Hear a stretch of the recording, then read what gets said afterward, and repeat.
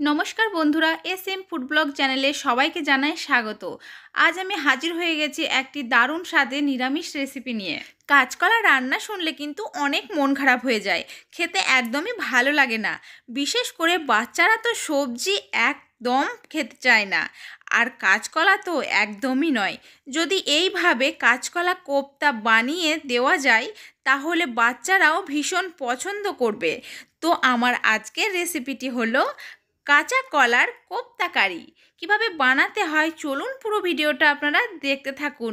আশা করছি আপনাদের এই রেসিপিটা ভীষণ ভালো লাগবে। এখানে নিয়ে নিয়েছি বেশ অনেকগুলো কাঁচা কলা। এখন এই কাঁচা কলার ছড়ি থেকে কলাগুলোকে একে একে ছাড়িয়ে নেব। এখানে আমি 5টা কাঁচা কলা ছাড়িয়ে নিলাম। এখন এই কাঁচা কলাগুলোর সামনের দিক ও বোটার দিক কেটে বাদ দিয়ে দেব, ঠিক এই রকমভাবে। তো একইভাবে সবগুলোকে কেটে নেব। সবগুলো কাঁচা কলা কাটা হয়ে গেছে। এখন আমি একটা প্লেটের মধ্যে নিয়ে নিচ্ছি কলাগুলোকে। এদিকে ওভেনের ওপর কড়াইটা বসিয়ে দিলাম। দিয়ে দিচ্ছি কড়াইয়ের মধ্যে 1 গ্লাস পরিমাণ জল। এদিকে পরিষ্কার করে ধুয়ে নিয়েছিলাম কলাগুলোকে। এখন আমি কড়াইয়ের মধ্যে এই খোসা সমেত কলাগুলো দিয়ে দিচ্ছি সিদ্ধ হয়ে যাওয়ার জন্য। আর তারই সাথে দিয়ে দেব 2টো মিডিয়াম সাইজ আলু। আলুগুলোকে মোটা মোটা করে কেটে নিয়েছিলাম। এখন সিদ্ধ হওয়ার জন্য একই সঙ্গে দিয়ে দিচ্ছি এই আলুগুলোকে। দিয়ে দিচ্ছি 1 টিস্পুন লবণ। লবণটাকে দিয়ে ভালো করে মাখিয়ে নিলাম। এখন ঢাকা দিয়ে দেব 5 মিনিটের জন্য, ভালো মতো সিদ্ধ হয়ে যাওয়ার জন্য। এখানে 5 মিনিট হয়ে গেছে। ঢাকনাটা এখন আমি তুলে নেব। তো আলু কলাগুলো ভালো মতো সিদ্ধ হয়ে গেছে। এখন গ্যাসটাকে অফ করে নামিয়ে নেব এবং পরিষ্কার করে জল দিয়ে ধুয়ে একটা প্লেটের মধ্যে নিয়ে নেব। এদিকে মটরের ডাল 150 গ্রাম ভিজিয়ে রেখেছিলাম 30 মিনিটের জন্য। ডালটা ভালো মতো ভিজে গেছে। এখন ডালে থেকে জলটাকে ঝরিয়ে নিয়ে একটা মিক্সার জারের মধ্যে নিয়ে নিলাম, ভালো মতো একটা সুন্দর পেস্ট বানিয়ে নেওয়ার জন্য। কোনো রকম জল না দিয়ে মটরের ডালগুলোর একটা স্মুথ পেস্ট বানিয়ে নিলাম। এখন একটা প্লেটের মধ্যে ঢেলে নেব। এবার যে ওই কাঁচা কলা ও আলুগুলোকে সিদ্ধ করে রেখেছিলাম সেগুলোর খোসাগুলোকে ছাড়িয়ে নিয়েছি, ঠিক এই রকমভাবে লম্বা লম্বা করে ছাড়িয়ে নিয়েছি। এবারে সিদ্ধ করে রাখা আলু ও কলাগুলোর মধ্যে দিয়ে দিচ্ছি 1 টিস্পুন লঙ্কা গুঁড়ো, দিয়ে দিচ্ছি 1 টিস্পুন জিরে গুঁড়ো, আর দিয়ে দিচ্ছি 1 টিস্পুন ধনে গুঁড়ো, আর দিয়ে দিচ্ছি পরিমাণ মতো লবণ, দিয়ে দিচ্ছি 1 টিস্পুন হলুদের গুঁড়ো। এবার যে ডালটার একটা সুন্দর পেস্ট বানিয়ে নিয়েছিলাম সেটাকেও আমি দিয়ে দিলাম এই আলু কলার মধ্যে। এবার হাত দিয়ে বেশ ভালো মতো মাখিয়ে নিতে হবে বেশ কিছুক্ষণ সময় দিয়ে আলু কলাগুলোকে মাখিয়ে নিলাম। এখন সবশেষে দিয়ে দিচ্ছি 2 টিস্পুন বেসন। বেসনটাকে দিয়ে ভালো করে মিলিয়ে নিয়ে মাখিয়ে নিতে হবে বেশ কিছুক্ষণ। যদি এটা মাখার পরে আপনাদের নরম ও জলজল মনে হয় তাহলে আরও কিছুটা বেসন বা ময়দা আপনারা ব্যবহার করে নিতে পারেন। তো আমার এখানে একদম পারফেক্টভাবে মাখা হয়ে গেছে। এখন হাতে কিছুটা রিফাইন অয়েল বুলিয়ে নিতে হবে।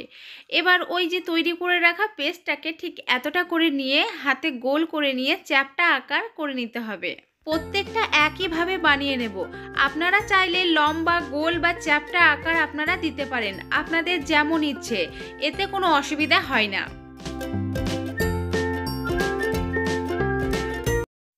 সবগুলো কাঁচা কলার কোপ্তা তৈরি করে নিলাম।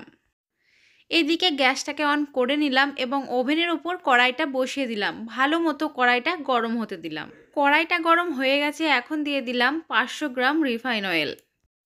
তেলটা ভালো মতো গরম হয়ে গেছে। এখন গ্যাসের ফ্লেমটাকে মিডিয়ামেতে রেখে তারপর বানিয়ে রাখা কোপ্তাগুলোকে একে একে দিয়ে দিচ্ছি তেলের মধ্যে। আচ্ছা, এটা আপনাদের মনে রাখতে হবে, গ্যাসের ফ্লেমটাকে লোতে করে কোপ্তাগুলোকে ছাড়বেন না, তাহলে কিন্তু কোপ্তাগুলো নিচের দিক থেকে লেগে যেতে পারে।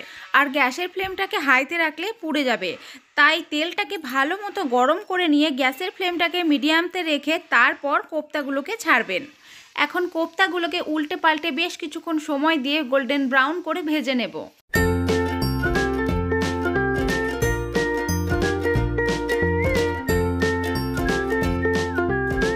কোপ্তাগুলো খুব সুন্দরভাবে ভাজা হয়ে গেছে। এখন তেলটাকে ঝরিয়ে নিয়ে একটা প্লেটের মধ্যে নামিয়ে নেব।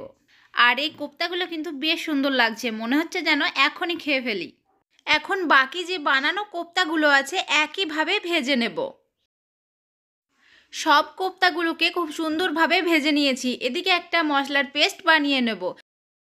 এখানে একটা মিক্সার জার নিয়ে নিলাম, তাতে নিয়ে নিচ্ছি একটা মিডিয়াম সাইজ টমেটো কুচি, আর নিচ্ছি 3 টুকরো আদা, নিয়ে নিচ্ছি 4টে কাঁচা লঙ্কা, সবটাকে একসঙ্গে ভালো মতো একটা পেস্ট বানিয়ে নেব। এখানে একটা স্মুথ পেস্ট বানিয়ে নিলাম।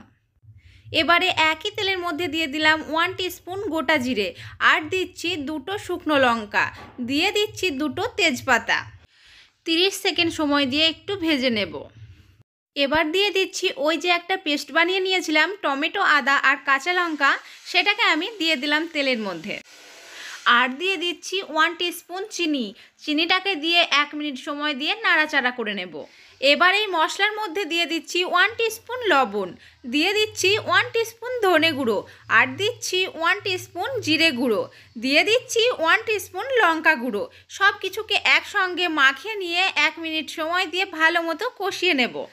মশলাটাকে কষিয়ে নিলাম। এখন দিয়ে দিচ্ছি 1 টিস্পুন হলুদের গুঁড়ো।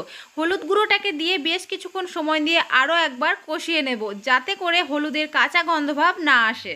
সম্পূর্ণভাবে মশলাটা কষানো হয়ে গেছে, মশলা থেকে তেল ছাড়া শুরু হয়ে গেছে। এখন দিয়ে দিচ্ছি 2 গ্লাস পরিমাণ জল। জলটা দিয়ে মশলার সাথে ভালো মতো জলটাকে মাখিয়ে নিলাম।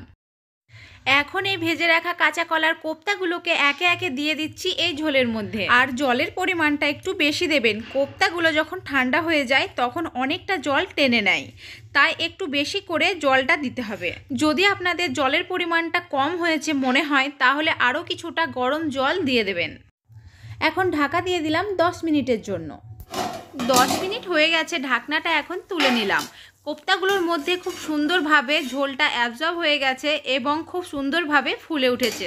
এখন দিয়ে দিচ্ছি 1 টিস্পুন গরম মশলা গুঁড়ো, হালকা হাতে নেড়ে নেব, নইলে কিন্তু নরম তুলতুলে কোপ্তাগুলো ভেঙে যাবে। সব শেষে দিয়ে দিচ্ছি এই কোপ্তা কারির মধ্যে 1 টিস্পুন ঘি, আরও একবার হালকা হাতে নেড়ে নেব। এবার নামানোর আগে অল্প কিছুটা দিয়ে দিয়েছিলাম ধনেপাতা কুচি।